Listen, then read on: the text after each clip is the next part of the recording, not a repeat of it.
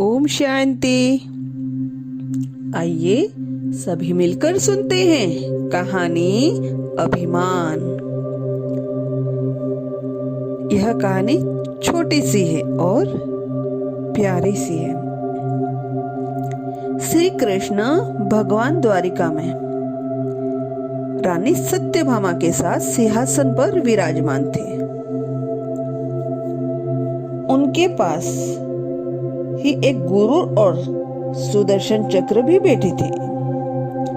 बातों ही बातों में सत्यभामा ने श्री कृष्ण से पूछा, हे प्रभु, आपने त्रेता युग में राम के रूप में अवतार लिया था। सीता आपकी पत्नी थी। क्या वे मुझसे भी ज्यादा सुंदर थी?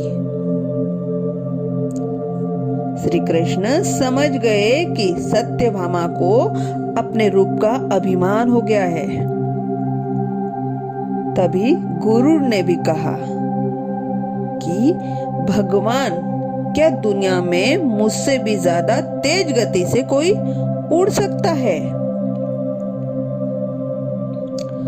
सुदर्शन चक्र से भी रहा नहीं गया और वह भी कह उठे कि भगवान, मैंने बड़े से बड़े योद्धाओं में आपको विजयी दिलवाई है। क्या संसार में मुझसे भी शक्तिशाली कोई है?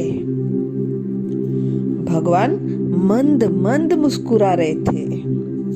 वे जान गए थे कि इन तीनों भक्तों को अहंकार हो गया है और इनका अहंकार नष्ट होने का समय आ गया है।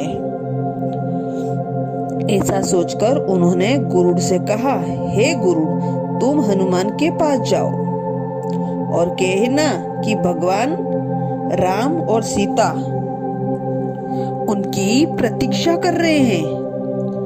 गुरुड़ भगवान की आज्ञा लेके हनुमान को लाने चले गए। इधर श्री कृष्ण ने सत्यभामा से कहा कि देवी, आप सीता के रूप में तैयार हो जाएं।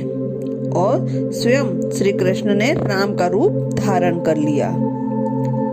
मधुसूदन ने सुदर्शन चक्र को आज्ञा देते हुए कहा कि तुम महल में प्रवेश द्वार पर पहरा दो।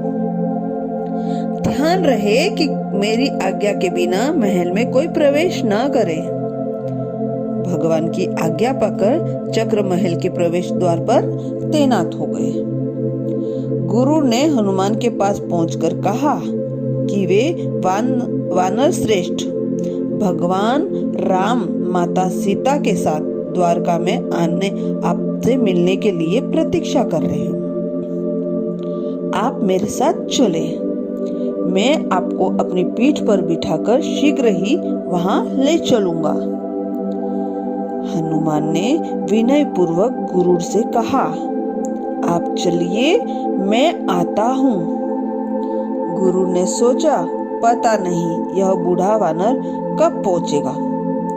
खैर, मैं भगवान के पास चलता हूँ। यह सोचकर गुरु शीघ्रता से द्वारका की ओर उड़े। पर यह क्या?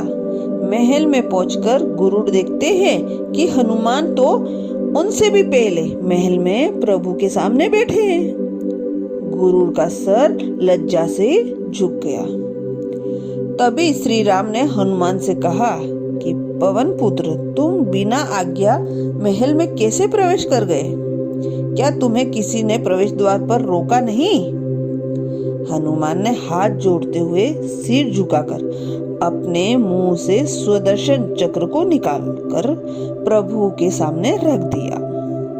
हनुमान ने कहा कि प्रभु, आपसे मिलने से मुझे इस चक्र ने रोका था, इसलिए इसे मुंह में रख मैं आपसे मिलने आ गया। मुझे क्षमा करें। भगवान मंद मंद मुस्कुराने लगे। हनुमान ने हाथ जोड़ते हुए श्री राम से प्रश्न किया, हे प्रभु, आज आपने माता सीता के स्थान पर किस दासी को इतना सम्मान दे दिया कि वह आपके साथ सिंहासन पर विराजमान है? अब रानी सत्यभामा के अहंकार भंग होने की बारी थी। उन्हें सुंदरता का अहंकार था जो पल भर में चूर हो गया था। रानी सत्यभामा, स्वदर्शन चक्र और गुरुड़ तीनों का गर्व चूर चूर हो गया। तीनों भगवान की लीला समझ गए थे। तीनों की आंखों में आंसू बहने लगे और वे भगवान के चरणों में झुक गए। नित याद करो मन से शिव बाबा को। अच्छा, शुक्रिया बाबा, शुक्रिया मेरा बाबा, प्यारा बाबा, मीठा बाबा। अच्छा, ओम शांति।